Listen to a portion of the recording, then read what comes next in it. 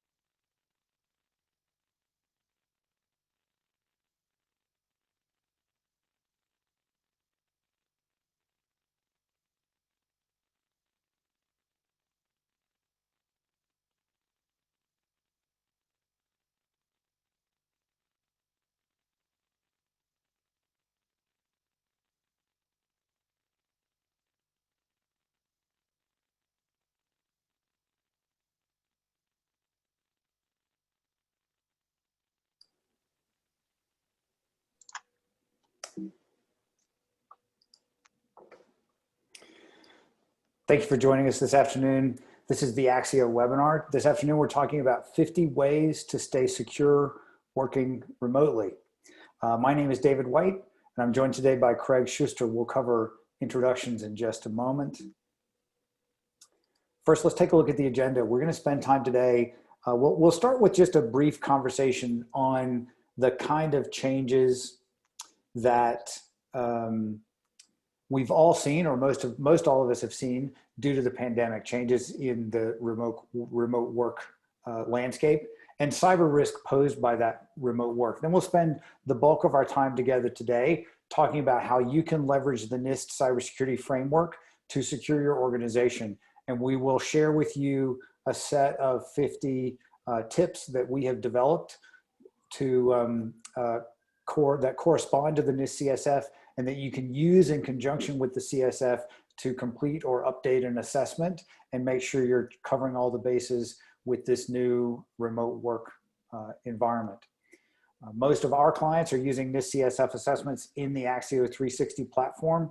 We will spend a little time in that platform with a demonstration, and we're very happy to announce today the availability of the NIST Cybersecurity framework in our free single user instance of the platform. So that instance of the platform is designed for individual users, and it is available for free. And as of today, we have the NIST Cybersecurity Framework assessment in that tool. So we'll tell you more about how you can access it, get logged in, and use it throughout the webinar. We're expecting a lot of folks today, so we do have everyone muted. We would really appreciate your questions throughout the webinar. If you have any questions, please use the Q&A interface in Zoom, and we will answer those either through the interface or live during the webinar today. With that, let's do some introductions. So again, my name is David White. I'm the co-founder and president of Axio. I'm based in Atlanta, and I'm joined today by Craig Shuster, who's based in Washington, D.C. Craig is our VP of Cyber Risk Engineering. And Craig, as context for the tips that you're going to share throughout the webinar, tell the folks who are joining us today a little bit about your background. Sure thing. Hi, everyone. I'm Craig Shuster. As Dave mentioned, I'm the Vice President of Cyber Risk Engineering. I also lead our professional services team, and in that role, I help our clients with conduct cybersecurity maturity assessments using the NIST cybersecurity framework, as well as the cybersecurity capability maturity model, also known as the C2M2. And I also help our clients conduct cyber risk quantification workshops utilizing the Axio 360 methodology. Additionally, I help some of our clients with their cyber risk management programs. And with that, I was able to help some of our clients as they transitioned to the remote work environment and their changes that we all experienced. We initially thought this was going to be a short-term change for the organizations, but as the pandemic has gone on, we've seen that this is more likely to be a longer-term new normal. For example, Twitter has said that their staff can now work from home forever. Google ended plans to lease a large office space in Ireland, and MasterCard is allowing their employees to work from home until they feel comfortable returning from work. So with this longer term plan that we now all need to deal with, it came with some new threats and an ever-changing threat and risk landscape that we've needed to adjust to. Previously, we were mostly concerned with protecting our data centers, our office networks, our cloud environments, and maybe a few remote workers. However, now we have a much larger number of remote workers, which expands the perimeter of our networks that may be vulnerable to potential attack as these remote workers extend the perimeter of our networks into their homes. Through this, we've also seen increased ransomware attacks from attackers, as well as phishing attempts from attackers that are specifically targeting the pandemic and using the pandemic as that leverage and inflection point into networks. And as we all began to respond to this new remote work environment, some organizations were sending their users home with devices that may not have been configured to the security standards that they would have normally expected, just in order to keep business operations moving. But as we move forward, we want to make sure that we do secure our new remote work environment and take all the precautions that are necessary. And as mentioned before, we've seen a large number of large increase in this threat landscape. The FBI is reporting that they're seeing an increase of 400% of cyber attack reports. Microsoft has reported an increase in phishing and social engineering attacks by 50%.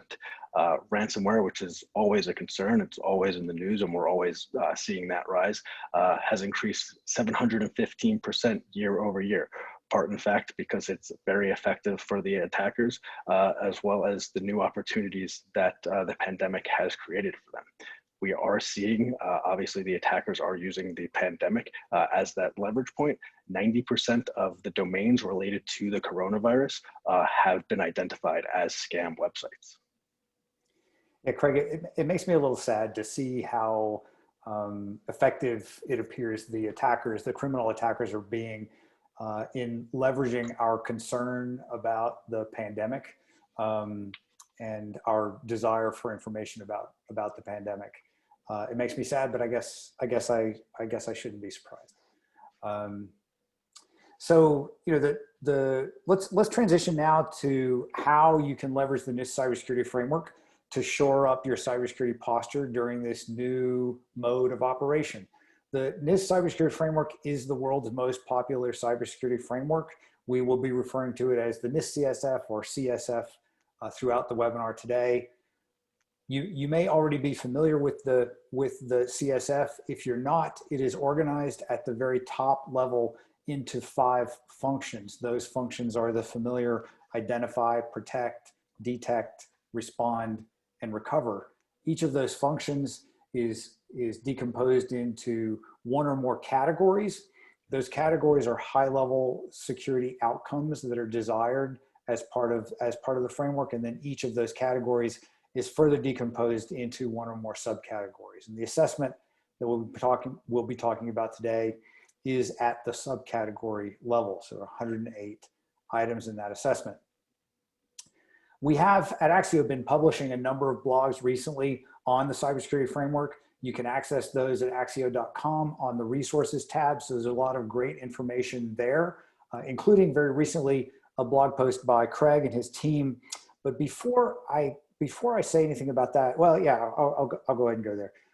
Craig and his team authored a list of 50 tips for improving work from home cybersecurity and mapped those tips to the NIST CSF categories.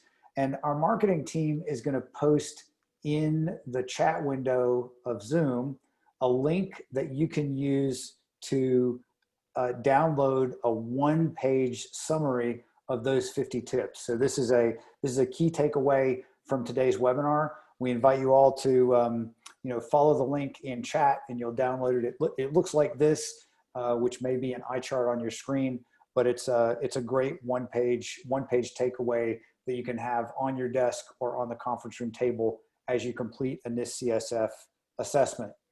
So Craig, tell us a little about how you and the team came up with these 50 items, these 50 additional considerations for CSF during this pandemic times.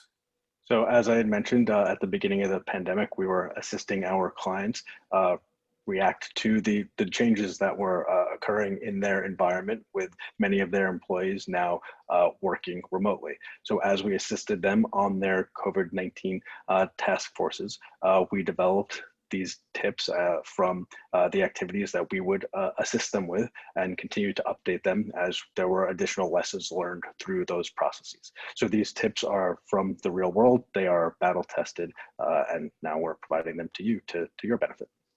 Great, thanks Craig. And you'll notice from the handout here that they are organized at the top level by the 5 functions of the NIST Cybersecurity Framework. I know that we had a lot of registrants in today's webinar from the NRECA community.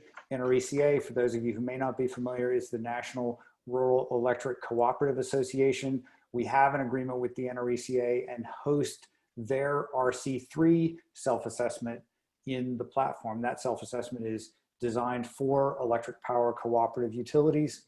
It is useful for other organizations as well. That self-assessment is also organized into the 5 CSF functions: identify, protect, detect, respond, recover. So if you are an NRECA member using the RC3 self-assessment, these tips will also align with your self-assessment if you just view them at the function level, not at the category level. And if any of you are intrigued about the RC3, you can learn more about that self-assessment at cooperative.com. And with that, Craig, what I think, let's walk through the 5 functions, and I'm going to ask you to give us sort of a high-level flyover, not go tip by tip, but give us a high-level flyover, starting with the tips in the identify function.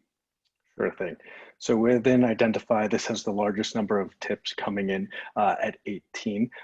What you're going to want to focus on here is the asset management category. So many of your assets of your users, their laptops, their workstations, may have been previously on site. As you're moving those off premises, you want to keep track of those and make sure that you're aware of what moved offsite and how they are configured, so that you could identify if there are any configuration changes that may be necessary as you move on.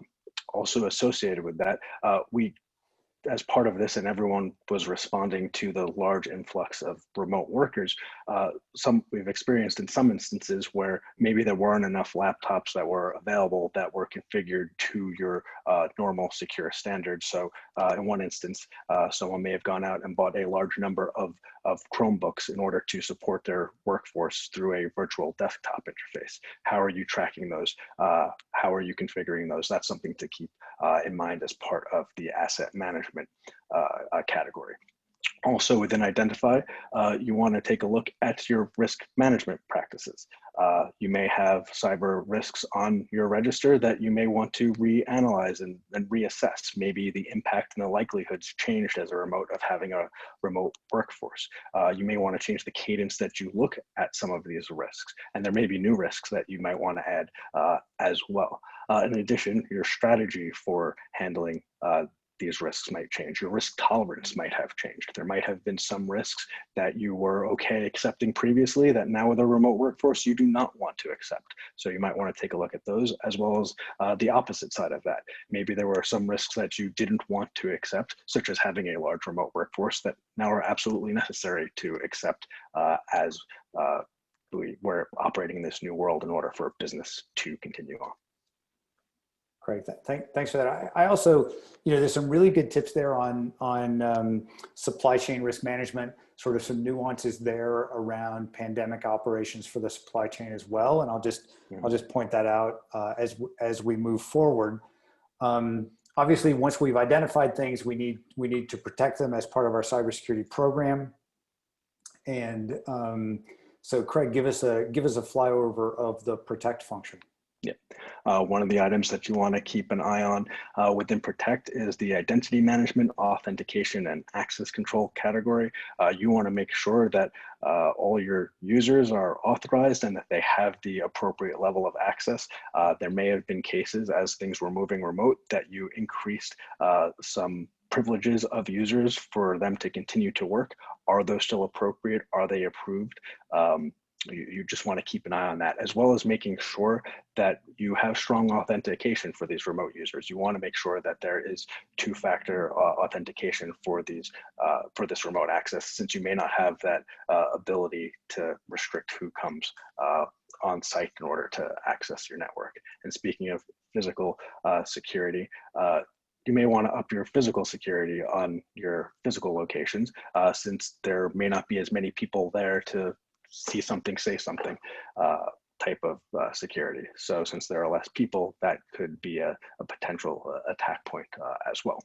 Also within Protect, we know that people are often the weakest link of many of our networks and organizations. So we want to increase the awareness and training, since many of these remote workers, maybe they weren't remote workers before, they never had the ability to work remote. They don't know some of the threats that and vulnerabilities that come along with that.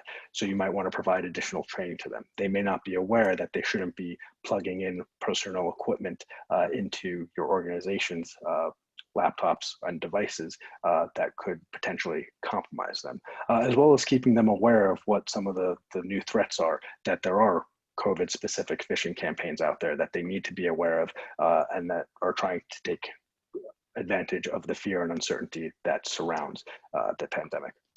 And obviously, you, as part of protection, you want to review your general security controls on these devices, since you are losing some of the controls that you have from your network security controls as these devices go into your employees' homes. Craig, I think the awareness and training tips strike me as particularly important given the changes that we talked about before in the threat landscape, and that nuance you mentioned of giving employees some training and making them aware of how they can protect their home networks goes far beyond what I've seen in most organizations in pre-pandemic times. So I think there's some really good ideas there.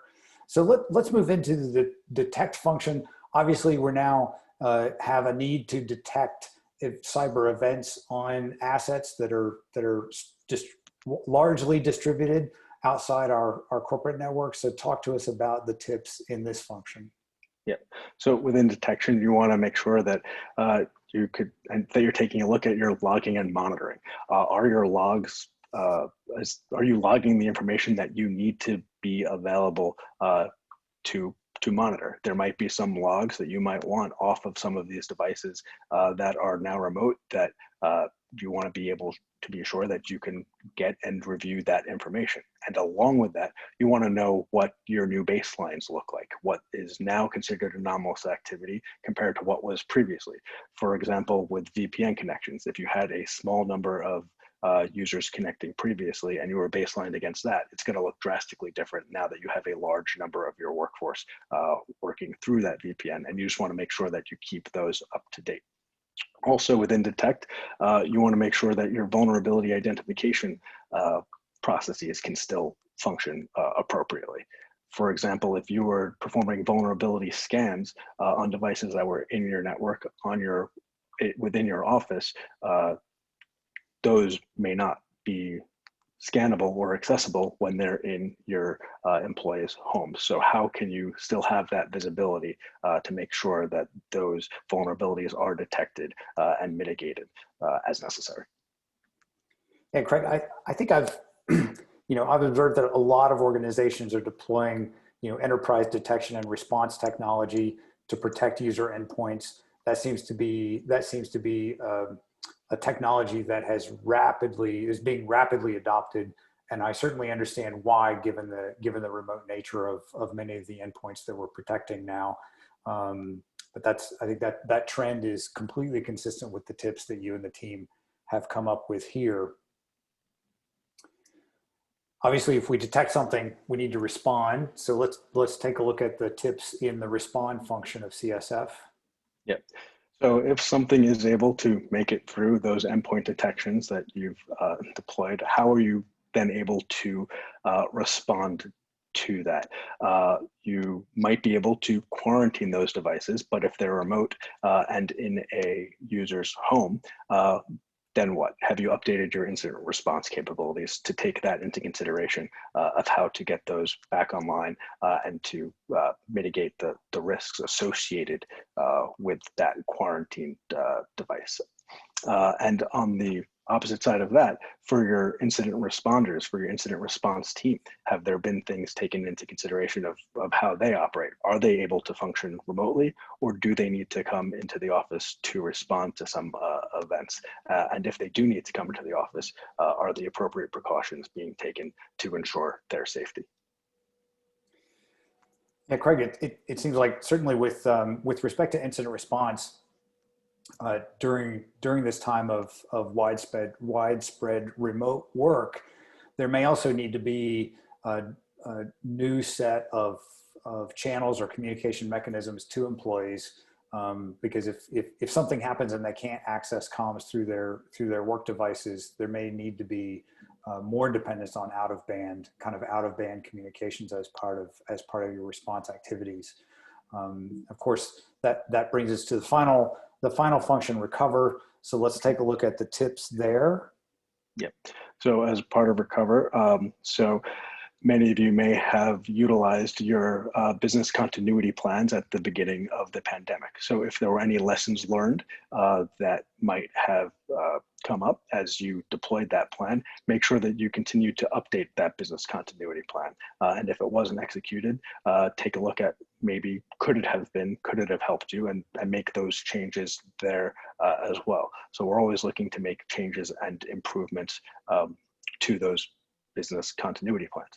Additionally, within this, you want to make sure that there aren't any, or there may be some new systems or functionalities that are now critical to the organization that need to be included as part of your business continuity and disaster recovery planning. So there might be updates there. And finally, you want to take a look at what return to normal looks like. So at the end of many business continuity plans, you expect to return to what was normal before the event took place. However, in this case, as many of us see, we'll be returning to a new normal where maybe not everyone will be in the office. We may still have a very large remote workforce. And for those that do return to the office, how do we make sure that that can happen safely and securely? Not just for the employee safety to make sure that the pandemic is no longer spreading, but also these devices that they had outside of your network. Is it safe to bring those back into the network? Just taking that into consideration. Craig, it strikes me as the number of organizations increase who are announcing sort of permanent work from home options, that in these business continuity plans, there is very commonly a return to normal sort of plan. But in this case, for most organizations, aren't going to be returning to the normal state that they had pre-pandemic. This is going to be a new normal. And so I think those tips associated with updating your plans relative to the return to normal, that's a really important step as part of getting folks back into the office securely, or continue to work from home securely. So thank you for that, Craig. That completes the review of the tips and sort of the flyover for the 5 functions.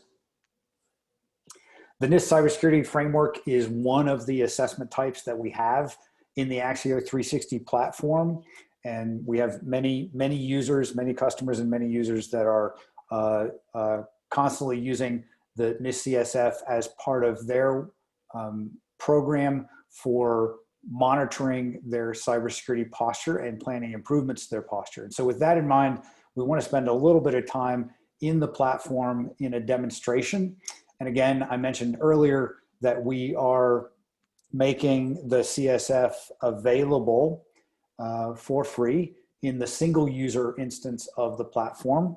And you can register for that single user instance of the platform by taking your browser to 360.axio.com. Again, that's 360.axio.com. If you click on the register button, you can complete the registration process by entering your email address and a long password. Once you click the register button, we will send you an automated email that includes a code that you can use to prove that you have access or control of the email address you've used to register. Some people have reported that they find that email, that automated email, in their junk box or in their other box in Outlook. So be sure to check those if it doesn't show up instantly. If you have any difficulty with registration, including if you don't quickly get that registration email, please send an email to support@axio.com. Again, that's support@axio.com, and the folks on our customer success team can help you get registered. So it looks like we do have a question. I'll just answer that question now live before we continue with the demo. The question is there an on-premise edition? We have discussed with some large organizations the concept of having the Axio 360 platform hosted on-prem or hosted in a private cloud environment that is exclusive to them. So if that's something that you're interested in, we're happy to have that discussion. All of our users today are using the platform in a software as a service mode, and that includes our corporate edition. So the licensed edition includes a lot of features and sharing and other functionality that are not in the single user version. And if you're interested in that, we'll give you some information at the end of the webinar about how you can reach out to us for more information about the corporate license program. With that, let me go into the platform. Just missed the auto log out. Perfect. So when you first log into the platform, you'll see a screen like this, which has just a high-level process view of completing an assessment, making an improvement plan, and then tracking your progress toward that plan. If you don't have assessments already, then you'll see a big arrow that points down to this blue button at the bottom left corner of the screen, which is the button you can use to create a new assessment. You'll notice that there are multiple assessment types available in the free version, including the C2M2 version 1.1 assessment in 3 forms and the NIST Cybersecurity Framework assessment. So we're going to start a new NIST Cybersecurity Framework assessment. When you create a new assessment, this window pops up and asks you to name the assessment. So the field is called scope. It's intended for you to create a name for the assessment that describes the part of the organization you're taking a look at. So I might say demo, maybe I'm looking at the whole enterprise. There is a field here for capturing a description of the part of the organization you're taking a look at in this assessment. It's a really good practice to complete that field so that you have that as a reference to look back at when you come back and update the assessment, just to clarify the boundaries of which part of the organization you're looking at. And also, I strongly recommend you use the tags here to describe the assessment. My preferred mode is to use the tag tree. You can select your industry. I'll just select information software and technology. You can describe which part of your organization you're taking a look at. You can indicate regulatory authorities or responsibilities if you have them, and the type of systems that you're looking at. So I'll say that we're looking at cloud and IT. When you save those tags, they will appear here. Now, why are tags important? Tags are important because we do have on our roadmap peer benchmarking. I'll show you benchmarking on the dashboard as part of the demo today. Peer benchmarking will be finer grain benchmarking, and that benchmarking will be based on these tags in part. So, so it's a good practice to get into to select tags when you're creating a new assessment. So then with all of that information entered, you can hit the save button and the platform takes you directly into the assessment interface. Just a quick overview here. There is a gray bar at the left that has high-level navigation for the assessment module. This blue band has the outline of the NIST cybersecurity framework. You can see the 5 functions: identify, protect, and so forth. And you can navigate the assessment at the category level by selecting categories in the assessment. You can also navigate by selecting the function names across the top banner. So those are a couple of ways to navigate. You can also scroll from the very top of the assessment to the bottom of the assessment in this center window. So you don't have to navigate once you start at the top with category, the first category and first subcategory. You can then scroll all the way through the assessment for completion.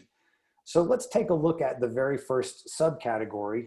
Physical devices and systems within the organization are inventoried. And Craig, if I'm using your tip sheet for completing or updating this assessment, how should I use that as I answer this subcategory? Yep. So within this subcategory, within this category for asset management, there were 7 tips that apply to a number of the subcategories. So for example, physical devices and systems within the organization being inventoried.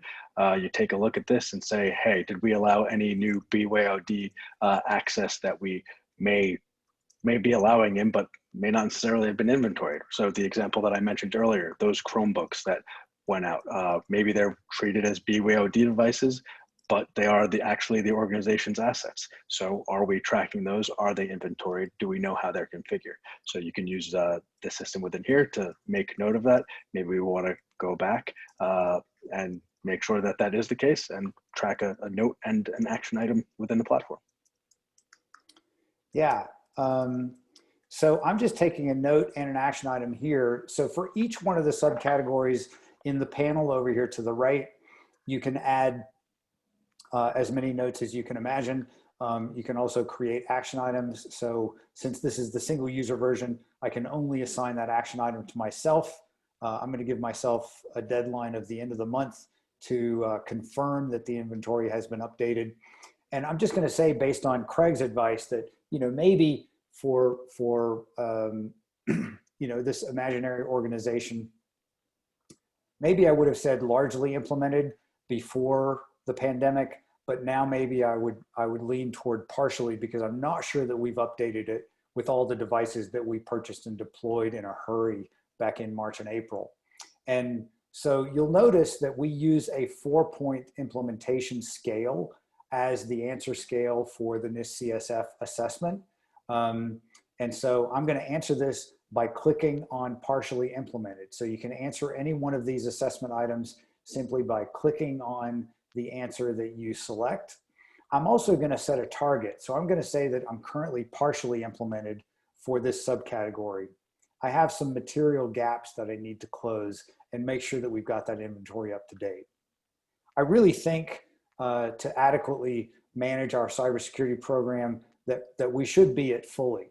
So if you hold down your shift key and click on an answer, it sets that answer as the target. So now I've answered both a current profile view where I am right now, partially implemented, and I've set a target for some point in the future of where I think the program should be. Setting a target is a really good practice for completing an assessment. That's where improvements come from. And it's also how you can start to build an improvement roadmap. So if you click on the word target, you can actually set a date for that target. And maybe I say, I want to get that complete by the end of the year. Now I've put a stake in the sand to say, yeah, we're going to get this updated. We're going to fully implement this subcategory by the end of 2020. And so now I've put an improvement on our roadmap. And as you continue through CSF, answering the 108 subcategories for both your current posture and also selecting a target, you'll at the end of the assessment have an improvement plan for your program, and not in addition to having a current state assessment. And I'll show that in the dashboard. I'm going to pause here just for a minute for another question that came in.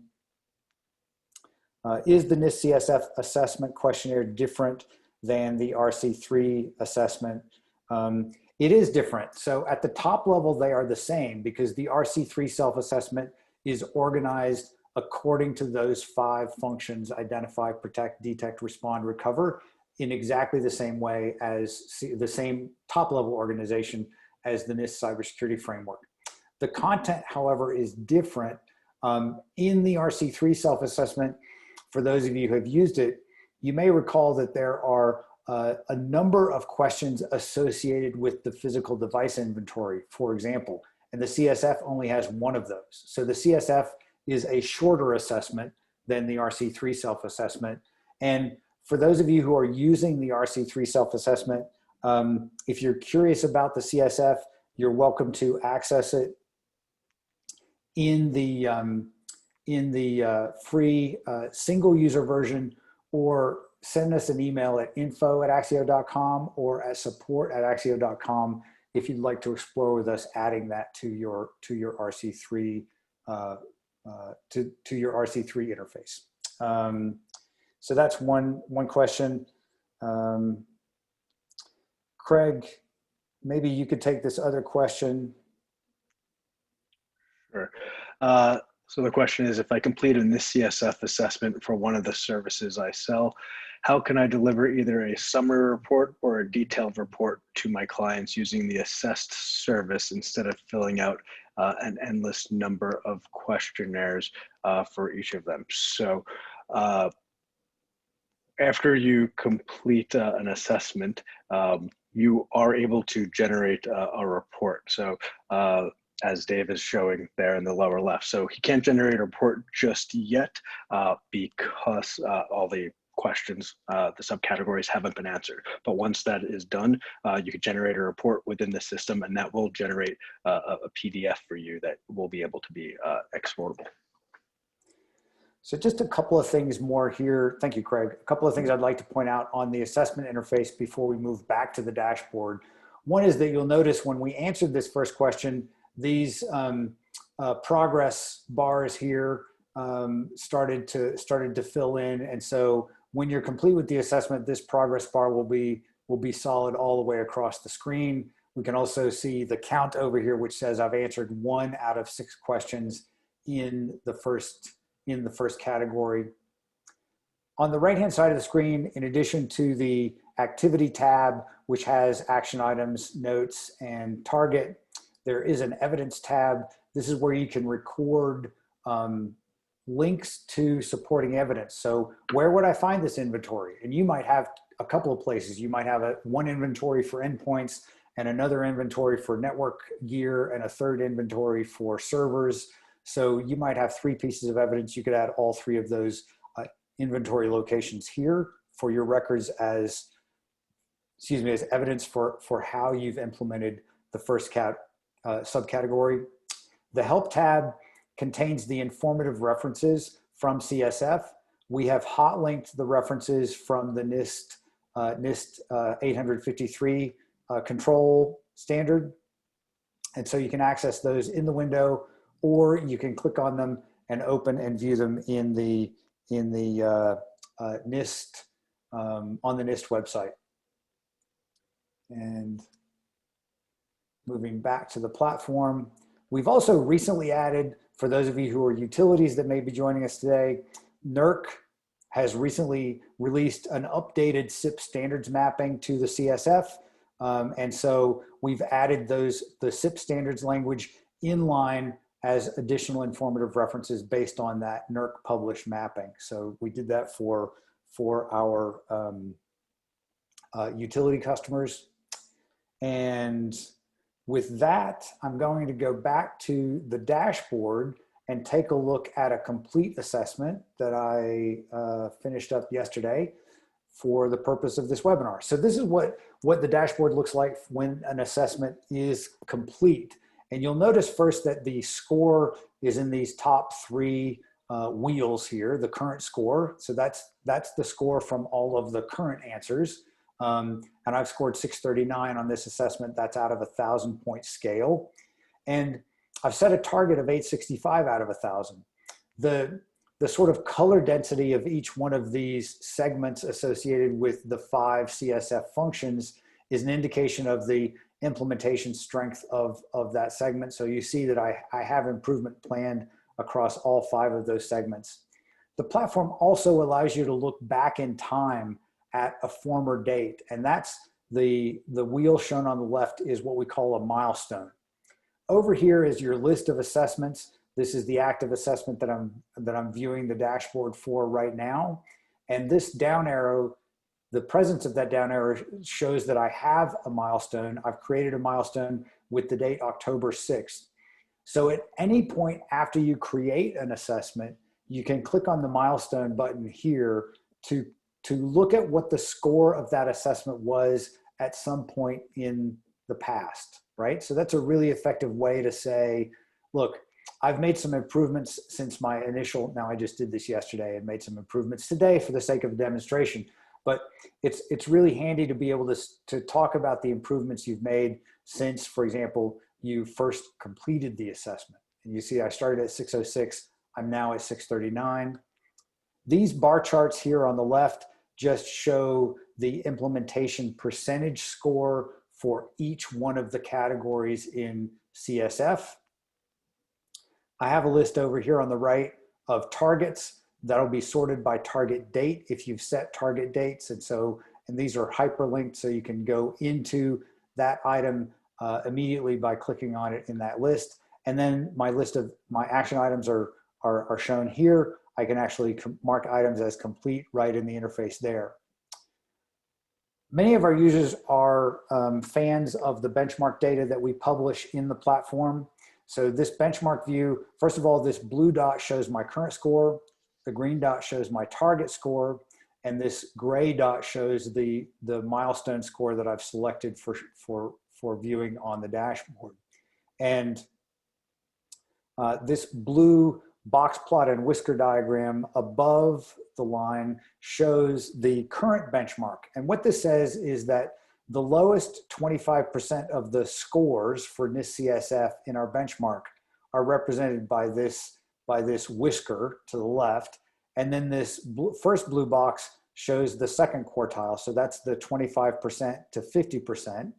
So the white bar is the median. And then I have the third quartile, or the band of scores from the 50th percentile to the 75th percentile, and then from 75 to 100, the fourth quartile at the top. And so the story I would tell here is that I'm currently in the second quartile of the Axio benchmark, and I'm targeting being in the second quartile of the target benchmark. So that's a story that I could tell from the target and current benchmark. Looks like we have another question. Is there a view of all targets, and is that the equivalent of the CSF target profile? Absolutely. So this wheel represents your target profile. Using the CSF created that term of current profile versus target profile. And that's exactly the concept behind this center wheel and the wheel on the right. The wheel on the right is my target profile. And then we have an additional question for the enterprise version of Axio 360. Is there a workflow capability, including reviews, approvals, and escalations? There is, in fact, a workflow capability that allows you to manage the workflow, assign the assessment to someone, and then manage the workflow through a review process to lock down the assessment for completion. There are also rich sharing features that are handy for remote collaboration in the enterprise license version. One more question we have is, after completing an assessment against one framework, can I quickly see what I would score against another framework? You can do that for the C2M2 because there is a published mapping of the C2M2 to CSF. So if you complete a C2M2 assessment in the platform, you will see on the dashboard your summary score in CSF based on C2M2. That is not available in the opposite direction from you can't view your C2M2 score from a CSF because the C2M2 is more granular. So it's a 312 item assessment versus a 108 item assessment. So it maps well in one direction, but not in the other. And with that, I think I've covered all of the items on the dashboard. We've answered a few questions. Craig, let's go back to the presentation and wrap this up. And I'm gonna let you start by giving us a quick reminder of how best to use the 50 tips that you and the team have put together for while completing a NIST CSF assessment. Yep. So for those of you that are new to the Axio 360 platform and the NIST CSF, I'd recommend taking that cheat sheet that was shared within the chat and just having that next to you as you're going through your assessment and just using it as things to keep in mind, just to add a little bit of more detail and get your thoughts flowing on what you may or may not be doing in regards to your new remote workforce as you're answering where you stand for the subcategories. And then for those of you that have already done assessments within the Axio 360, go back, take a look at the answers that you've already provided in there, once again, with the cheat sheet, and just make sure those answers are still accurate. Are you still at where you thought you were? Are you still at your targets? Have your targets changed? Just revalidate that information based upon the tips and the considerations that we have in the sheet that you should take into consideration. Great, thanks, Craig. With that, just a quick reminder, if you want to access the free single user version of Axio 360, you can do that at 360.axio.com. And in that version, you can complete free NIST CSF assessments. You can also complete C2M2 assessments in that free single user version. If you have any questions or issues as you're using the platform, please email us at support@axio.com so that our customer success team can help you resolve those issues or questions. And finally, I just want to say thank you for joining us today. We really appreciate you spending part of your day with us, and we hope that you found some value in it. If you have additional questions or there are things you think about after the webinar, please reach out to us at info@axio.com. You can also always find us on our website at axio.com. It looks like we have one person raised their hand. I don't know what to do about that. It looks like it's disappeared now. So are there any, I don't see any additional questions. So if you do have a question that didn't get answered, or you have an additional question, please reach out to us at info@axio.com. We hope you have a great rest of your day and rest of week. And thanks again for spending time with us. Thank you, everyone.